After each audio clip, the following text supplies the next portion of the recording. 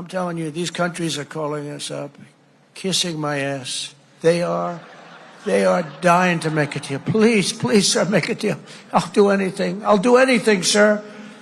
I'll do anything, sir. En fin. Ese parece ser el objetivo, ¿no? Detrás de todo. Sí. Que hay una parte de Trump que necesita besitos. En el culo. En el culo. Vamos. Que a alguien le bese el culo. ¿Para qué me invitan? El análisis internacional de Ina Afinogénova.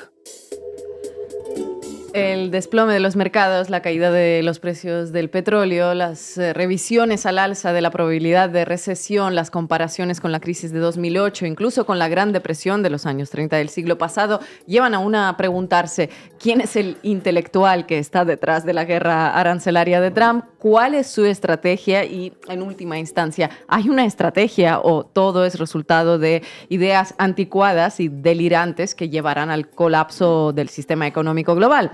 En estos días han salido varias filtraciones mediáticas afirmando que los tariffs dividieron al trumpismo. Concretamente, Washington Post decía ayer que Elon Musk no estaba de acuerdo y se estaba planteando salir del gabinete y retomar sus negocios, probablemente viendo cómo su compromiso con Trump hizo desplomarse el valor de Tesla y cómo complica la llegada de sus productos desde China. Es decir, viendo cómo corre Elon a salvar los muebles y la cara, eso nos da una pista, que muy probablemente el cerebrito detrás de este desastre no es él. Si nos metemos en su perfil de X, donde publica casi igual o más compulsivamente que Javier Milei, encontraremos otra pista. Navarro es un verdadero idiota, es más estúpido que un saco de ladrillos, escribió Elon Musk ayer mismo. Ajá, la pregunta es, ¿quién es ese tal Navarro? Peter Navarro, precisamente la persona que, según publican algunos medios hoy, es el arquitecto de la guerra arancelaria. Muchos titulares lo bautizan directamente como el zar de los aranceles. Es un economista de 75 años, otra joven promesa dentro del gobierno de Estados Unidos, como suele ser habitual, graduado en Harvard y que ya formaba parte del equipo de Trump, pero que ahora parece estar ganando enorme influencia dentro de su círculo. Peter Navarro, un economista con amplia experiencia, graduado en una de las mejores universidades del mundo. Tendrá una estrategia, ¿no? ¿O este desplome es la estrategia? Bueno, si uno analiza su trayectoria y su expertise, encuentra un patrón. Navarro empezó haciendo pronósticos económicos, algo del área de la futurología, luego se dedicó al coaching en inversiones, pero públicamente se consolidó como un enemigo público, agresivo e histriónico de China. Llegó a escribir 5 libros dedicados al gigante asiático. La sinofobia, como con ese flor académico, le catapultó a los platos de televisión, a los auditorios públicos y así hasta los despachos de la Casa Blanca. Se ha labrado toda una carrera con estas avanzadas ideas. Su principal libro se titula La muerte por China y tiene citas tan mesuradas como esta. China representa una amenaza multiespacial y mortal para la prosperidad, la seguridad militar y la mera respiración de nuestros hijos. Todo un ejemplo de comedimiento y prudencia académica.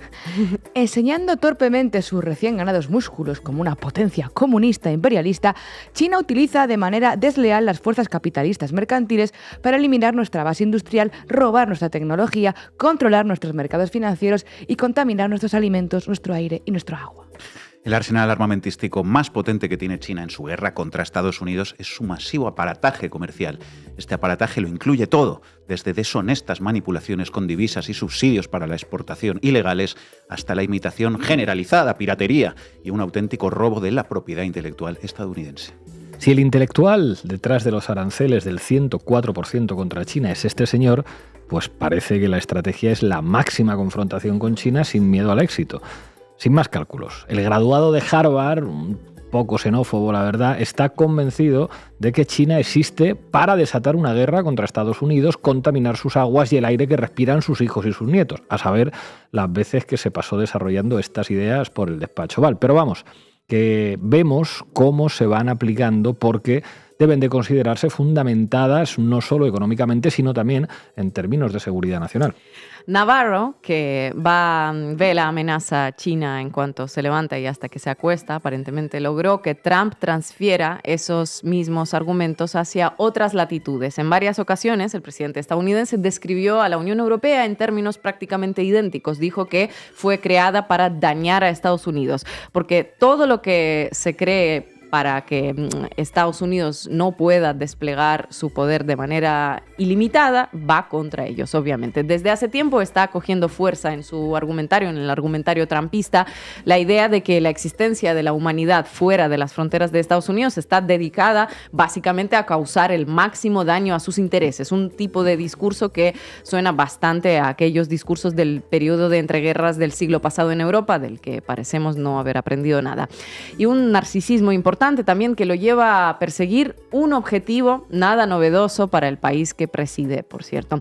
¿Cuál es este objetivo? Bueno, mantener y prolongar la hegemonía estadounidense en el mundo, como sea, desmantelando el sistema económico global tal y como lo conocemos, incluido. Y si analizas todo lo que pasa estos días bajo el prisma de este fin último, el de mantener la hegemonía estadounidense, respondes a la pregunta que planteamos al principio. ¿Hay un plan? ¿Y cuál es ese plan? El columnista del sitio Free Press, Matthew Continetti, propone buscar las raíces de este plan en 1971. En su publicación titulada Trump no es el único presidente que quiere destruir el sistema de comercio internacional, repasa las medidas que tomó medio siglo atrás el presidente Richard Nixon con su nueva política económica y dice que los paralelismos con el Día de la Liberación de Trump, tal y como el mismo Trump bautizó el pasado 2 de abril con su anuncio de aranceles supuestamente recíprocos, pues que los paralelismos son asombrosos. Así que según esta tesis, el desplome de hoy está provocado a propósito y tiene un precedente claro, el denominado shock de Nixon. En aquel entonces, supuestamente en respuesta a la creciente inflación, el presidente estadounidense congeló los precios y salarios y canceló unilateralmente la convertibilidad internacional directa del dólar estadounidense al oro. Esto significó la abolición de facto del sistema de Bretton Woods. El dólar pasó a no estar respaldado por nada salvo por el papel y para paliar las consecuencias de posibles crisis provocadas por ello, el gobierno estadounidense impuso un arancel extra del 10% a todas las importaciones. El exministro de Finanzas griego, Yanis Varoufakis, que también insiste en que la guerra arancelaria de Trump está inspirada precisamente en el Nixon Shock, dice que lo que estamos observando ahora es literalmente una desintegración controlada de la economía mundial con el objetivo de mantener la hegemonía de Estados Unidos y que el Nixon Shock tuvo los mismos objetivos de fondo. America First, a una costa de cargarse su propia clase trabajadora y ya ni hablar de la del resto del mundo. Mi filosofía, señor presidente, es que todos los extranjeros quieren perjudicarnos y es nuestro deber perjudicarlos primero.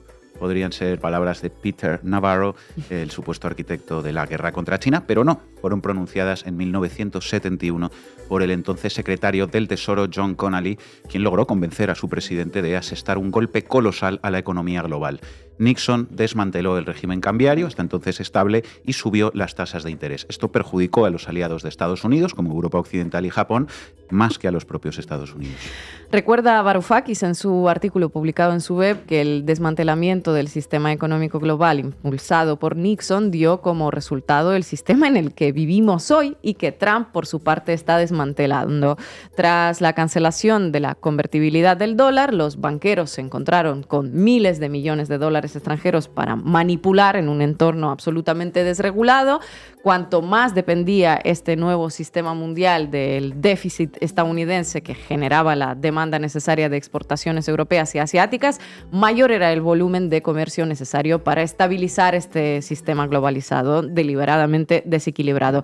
Y así nació la globalización, así nació el liberalismo, neoliberalismo. La hegemonía estadounidense se mantuvo intacta de esta manera, pero tras la crisis del 2008 empezó a perder su dinamismo. Hoy los trumpistas le quieren dar un nuevo aire, poniéndole fin a la era en la que vivíamos bajo el déficit comercial de Estados Unidos. Esto se acabó y está por ver cómo se va a reequilibrar la economía en esta nueva etapa.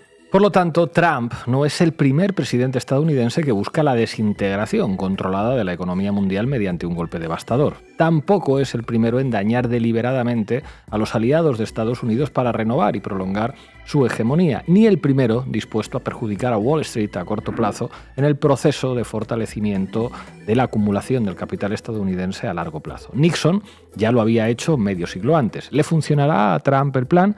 Puede que haya sido el error del siglo, tal y como lo bautizaron varios analistas, o el propio Warren Buffett, que sabe más por viejo que por diablo de todo esto, ¿verdad? Lo cierto es que no se sabe todavía cuál va a ser el resultado. Según Varoufakis, el resultado dependerá de la capacidad de permanencia de Trump, de los apoyos partidistas y de la respuesta global, de si nos embarcamos en una guerra de todos contra todos o si se pasará a acuerdos bilaterales, ¿no? En todo caso, hace bien recordar el shock de Nixon para dejar de decir que lo de Trump de hoy no tiene precedentes. Nixon transformó el mundo en los años 70, dejándolo muchísimo más desequilibrado, y hoy Trump intenta hacerlo de nuevo. Gracias, compañera.